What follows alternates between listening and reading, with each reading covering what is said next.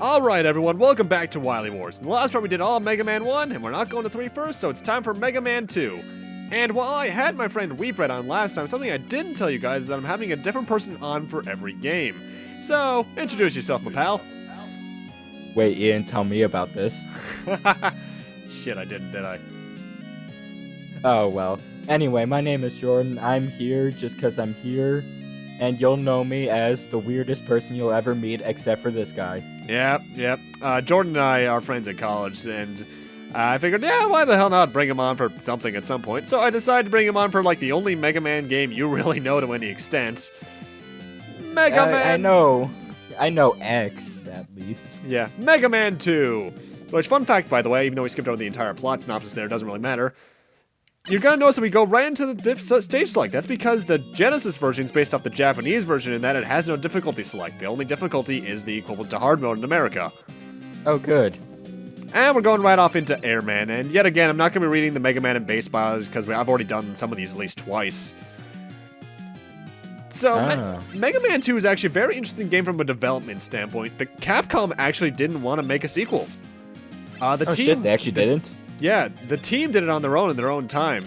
And once you know it, Inafune actually has stated that this is the most memorable one to him because not only was it the most fun to develop, but it was also the most stressful, apparently. Oh, really? And this was also the game that started the idea of kids submitting their ideas for Robot Masters to be used in the game. Something that Americans wouldn't get the chance to do really until, I think, 6. And once you know it, that Capcom didn't want to make a sequel, but once you know it, this has been the highest selling Mega Man game until I want to say sometime in the mid-2000s.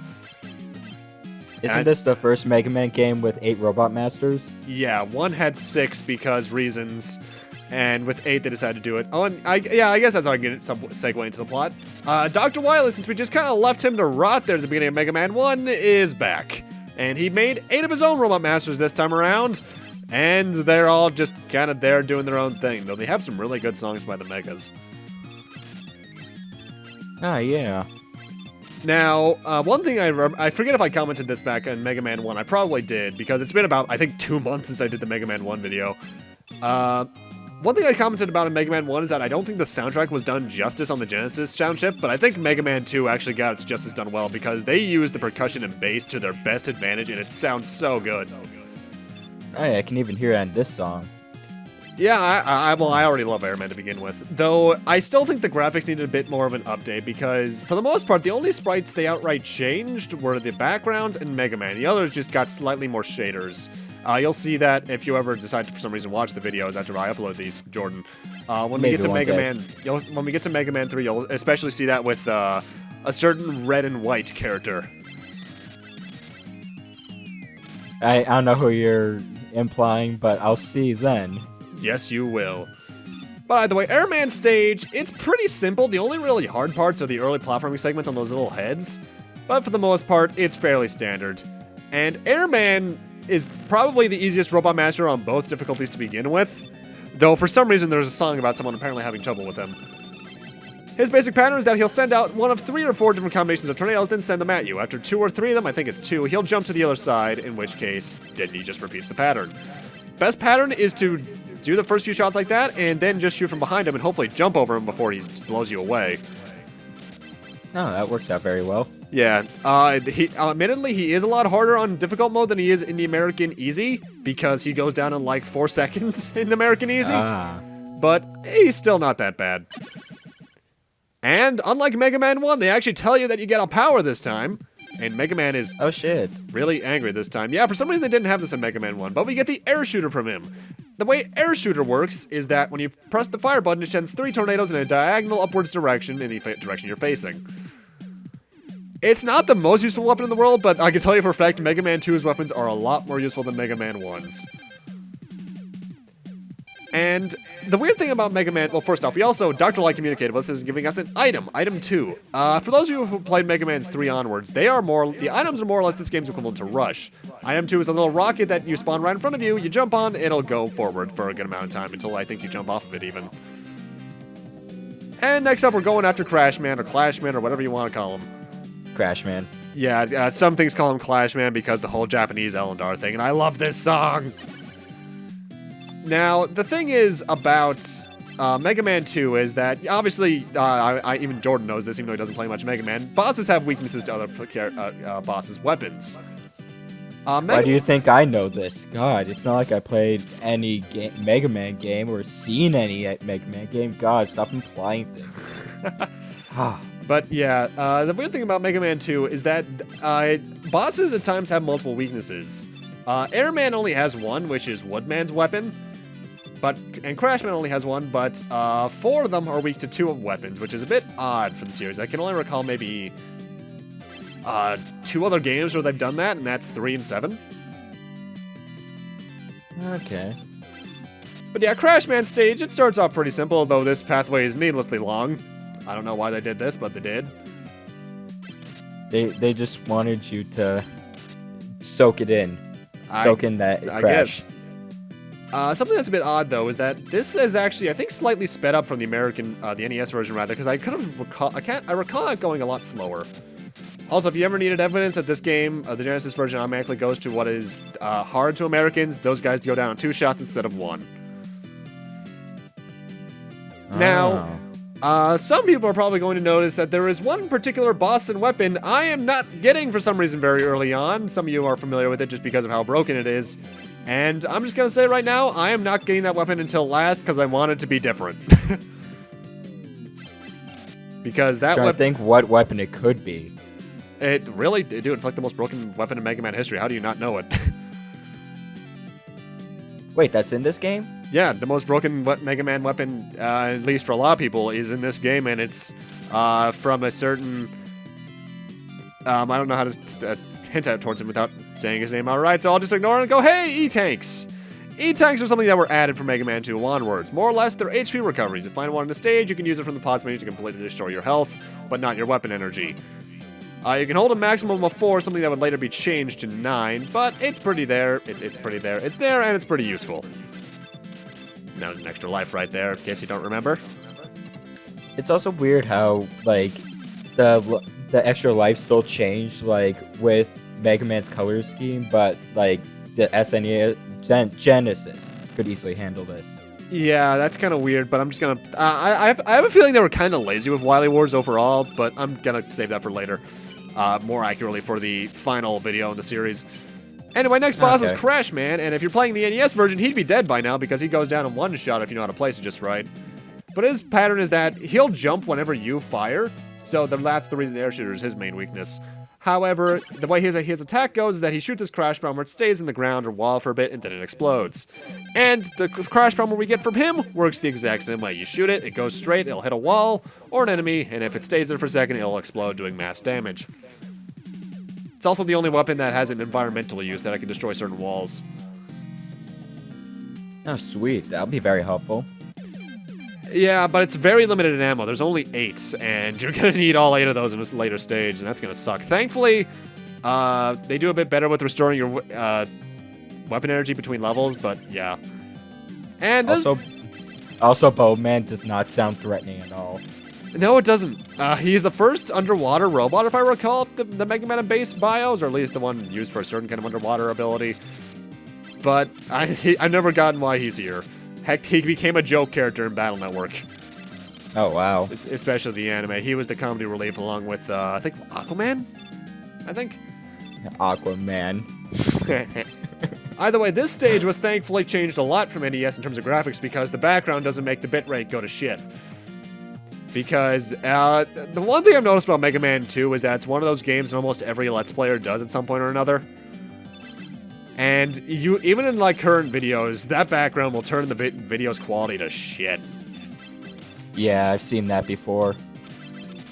And now for the true gimmick of Bubble Man stage. First off, it's the first in the series. It was the first water stage to do the whole thing where you jump higher because Mega Man 1 in the water that didn't happen at all, but it did in Wily Wars because weird engine changes. However, as you're going to notice, you don't want to jump too high because there's spikes on the ceiling, and as you know, spikes plus Mega Man is death. How high can you jump underwater? Let's put it like this. In the beginning section there, that's, I think, where the floor is the lowest in this entire section. If you jump all the way up, you'll hit the spikes. Oh, wow, that's high. Yeah. The water physics are kind of ridiculous in Mega Man, actually, because that's not how water should work. Listen, you don't question these people. I never questioned Inafune, though Mighty Number 9's release has been a bit questionable. Oh yeah, because Mighty Number 9's out now, by the way. This is actually the first Mega Man video I'm doing that actually has it already released. And I haven't played it yet, but oh man, I've heard stories. That is... You're not missing out. I still want to try because not only more but curiosity, but because I want him to have faith. But I'm apprehensive. It's my first Mega Man-like game since Battle Network 5 in like 3 years ago. And it was not a good reintroduction, gotta say. Oh boy. Either way, Bubbleman's stage not too hard, and Bubbleman himself is more the same. The way his pattern works is that he'll float until he's directly over you, firing a few shots off in the process. And then when he lands, he'll fire anywhere between 1 and 3 bubbles. I'm not sure what determines it. Maybe it's just because I'm destroying them too quickly. And then he'll just repeat from there. Obviously, you still can't jump too high because there are spikes on the ceiling, but this fight isn't that bad. Especially if you have his weakness, which I do not entirely. Bubbleman's main weakness is Metal Man's weapon. But out of the weapons I had, because I decided to take a really strange pattern this time around, the only thing I had that could do a decent amount of damage is the Crash Bomber, so I had to go Mega Buster after that, which is actually the first time I've ever used the Mega Buster against Bubbleman in this game. Oh, dang. How come when he hits the ceiling, he doesn't die? The way I always looked at it is that Mega Man has very minuscule, like on some old calculators and something, they have those little reset buttons that you have to use like a paperclip to hit. I always imagine he had like 30,000 of those over his body, except they were self-destruct buttons. Actually hilarious to see. Just like if you just like zoom in on him, he just like made up of like tiny little self-destruct buttons. I love things like that when fans can think of really stupid reasons for things. And for beating Bubbleman, we get the worst weapon in the game, the Bubble Lead. More or less, you fire it forwards, it lands on the ground, and then it goes forward until it hits something. It's not very useful. The concept would actually later be revisited in Windman's weapon in Mega Man 6, but it's still not very useful there. But it is useful against one person, and that is Heatman, otherwise known as the Zippo Lighter. Oh yeah, I can see it. It's even more obvious in the Battle Network series where they redesigned him to even be more of a lighter. And I love this song. Then again, I can say that for all of Mega Man 2's soundtrack. It's not my favorite Mega Man soundtrack. That's probably 6 or 9 or 10. But this is really good. Although, here's a fun fact. If I recall correctly, the person who did the soundtrack for this game was the same person who did Mighty Number 9's. Oh, wow. Yeah. It's actually, I'm going to bring up that there was actually an iOS version of this game made like in 2009 or something. And there was some weird stuff in that. First off, you could replay levels at any time, including the final levels, and the bosses would reappear at the end. There's an exit level feature, and, well, first off, there's an easy mode that I think is even easier than the American easy mode. Oh, wow. There's no credits, if I recall, and the weirdest thing is that they changed the physics a bit. Mega Man's jump is a lot longer. There are jumps that you can make in the iOS version you cannot make in the NES, like, that jump on the first reappearing, disappearing block. No, not the reappearing, disappearing block sections. Although these things are back, and I still hate them. The little section in the early half of the stage that was just like one tile panels over instant death pit. You can make a jump from the tallest one over to the edge, and it is kind of ridiculous. And there's the Crash Bombs while destroying thing. I rarely ever use it.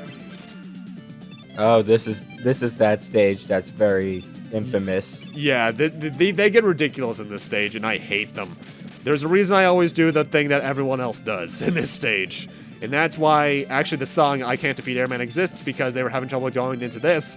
So they went to go beat Airman, and then they couldn't beat Airman, then they tried Woodman, they couldn't try Woodman, then they were just crying in their room in the corner. Accurate. Yeah.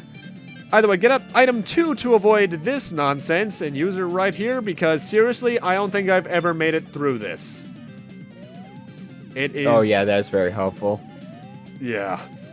The items I don't think are as useful as Rush would be in 3, but I still think they're pretty good. 2 is probably the most useful, but I've seen speedruns in this game. They really know how to use 1 and 3 as well. There's also actually a Tiger Electronics little handheld version of this game, but we don't like to mention that. Either way, it's time for Heat Man, who is probably the easiest robot master in the game with his weakness, because he's weak to bubble lead. The way he works is that he'll do a couple of those little 3 fires at you, and then when you hit him, he'll dash across the screen. He does this every time you hit him with his weakness as well. So if you know how to jump over him, he's very easy. Admittedly, I think they slowed him down from the NES version, so jumping over might be a bit different at time, but overall, he's really easy if you know what to do. Insert flame pun here. Nah, that I love pun how you're just actually thinking of one. that pun just made me a bit too heated there, dude. Oh. And for beating him, we get the Atomic Fire, which is technically the original charge shot of the series, but I'll go over that in a moment. Because we're getting a message from Dr. Light, which means we're getting another item. And this is item 1. This is more or less a platform you can spawn at any point in time. You spawn it, and it'll slightly float upward because it's on a propeller. And you can spawn up to 3 of them at a time. It's not too useful, but we will need to use it later on.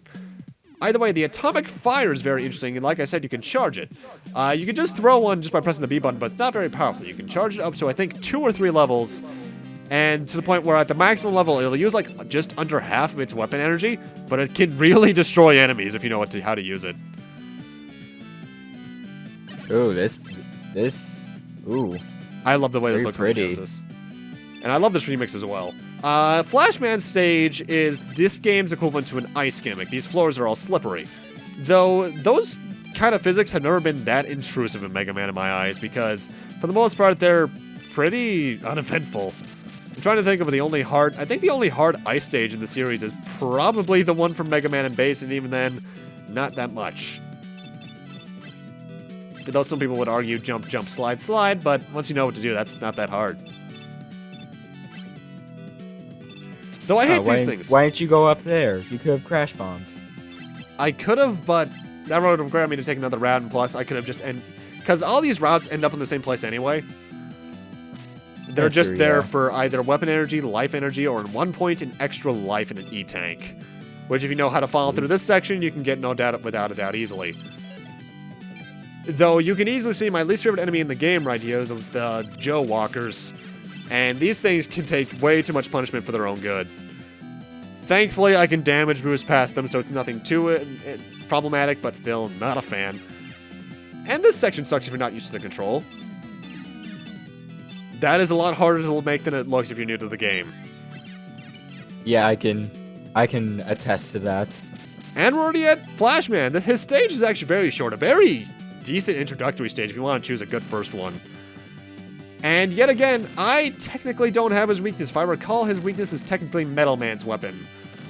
However, the Crash Bomber also can do a good job, but I wanted to use the Atomic Fire just to be a bit different, see what it would do against him. Oh, that's flashy. Yeah.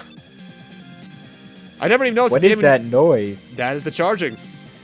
Jeez, that is very ear-grating. Either way, Metal Man's gimmick is that he can freeze you in place every few seconds. And that can either lead to him completely missing you or doing a lot of damage to you because he fires a weird little spread shot right out of like Mega Man X2 actually with the bubble splasher. And he could potentially be annoying, but if you know how to use the weapons against him, especially Crash Bomber, he's not that bad. Though I think like another Robot Master, he's not weak to the Crash Bomb itself hitting him, he's weak to the explosion it generates. I see. Though if I recall correctly, one of his the thing is, I think I may have talked to you at one point about the Mega Man and Base bios. They're more or less set up as like a basic description, a like, a dislike, and a good point and a bad point. If I recall, his dislike is something related to being called a Chrome Dome or something. Chrome Dome. Actually, you know what? I'm gonna look that up right now. Where are you on this? There you are. Either way, for beating Flashman, we actually get the Flash Stopper, which is a very interesting weapon in that it stops time. And it's not just the enemies, it'll stop any environmental hazards that move as well. However, it's not too useful because you can't choose to not use it when you want to. If you use it once, you're using all of its ammo. And we also get... Okay. Oops, go ahead. No, that was just my thought. Okay. And we also get item 3. Item 3 is the weird one out of the 3. Because you throw it forwards and it'll cling onto a wall, in which case it'll start climbing up it. It'll also rise when you're on top of it, but it's not very useful. I can only think of maybe one occasion to use it. And now we're heading after the worst level in the game. Quick, man. I hate this level. Though I love its music. I forget what this stage is like.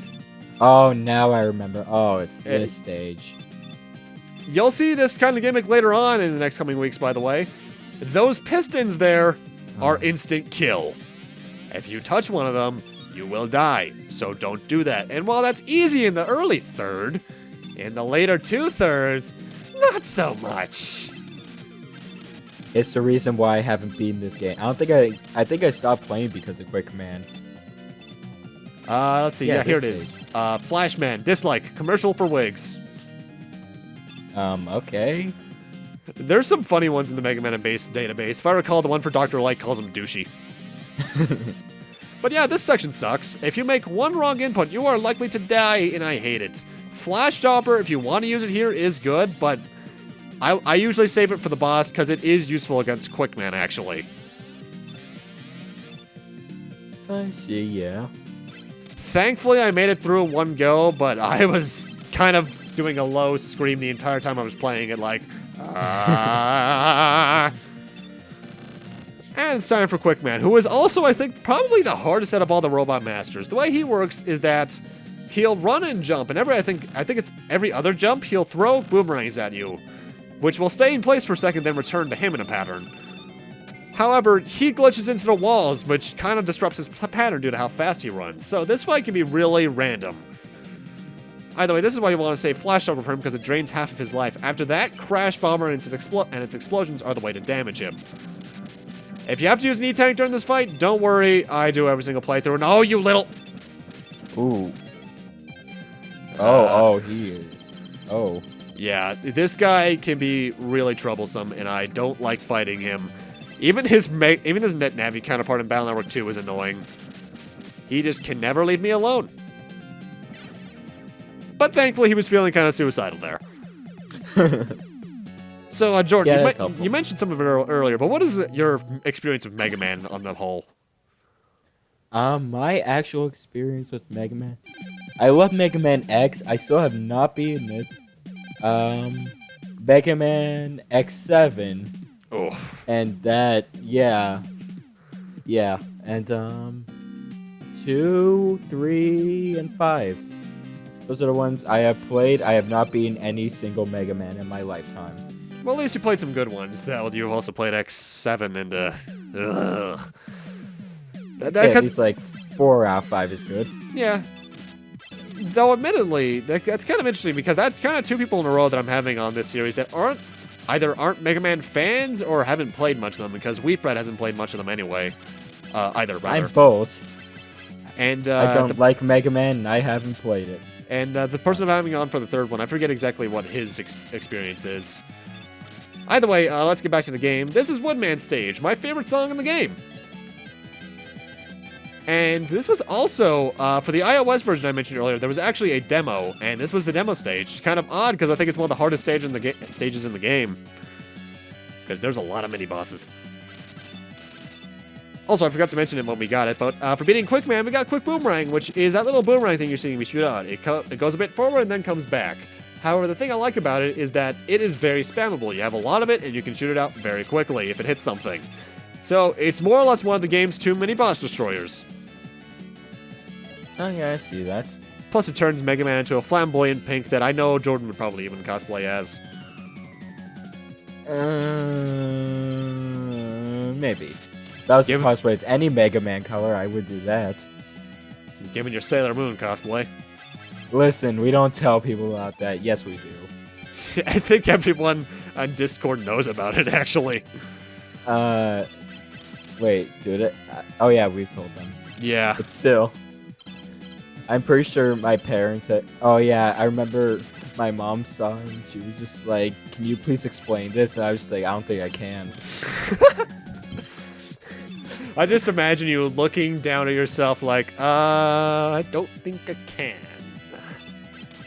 Oh, there was another, like, cosplay I wanted to do, but now I just can't remember. Waluigi? Oh, that I would happily do, but like... Oh, who was it? I can't remember. It'll come to me. Like, you'll just be like fighting Wily, and I'll just suddenly be like, it's Sailor Venus or something like that. Yeah. And you'll just wonder what and why. Yeah, probably. My short-term memory hasn't been as good as recently. Either way, that's Woodman's stage. We barely talked about it, but it's not the hardest, but it can be kind of difficult. And it's time for Woodman, who is kind of annoying. His pattern is that he'll send up a leaf shield up around him, which he'll then send at you while 4 leaves fall from the center of the stage. And then he repeats it. However, unless you know how to use Atomic Fire to its 3rd charge, this fight will be annoying because that's the only thing that does decent damage to him really quickly, because it 2-shots him. 1-shots him in American Easy, by the way. If you have Metal Man's weapon, he's also weak to that, but... well, actually, apparently he's also weak to Air Shooter, which I would never use that against him. And for beating him, we get that leaf shield that he had around him. The way it works is that you spawn it around you by pressing the B button when you have it equipped, and then the moment you press a direction, it'll fly in that direction. It's actually useful in a few situations, but it's not the best weapon overall. But with that, we're going to end this off here. Thank you guys for watching, and we'll see you guys in part 3 for the second half of Mega Man 2. Goodbye. See you guys then.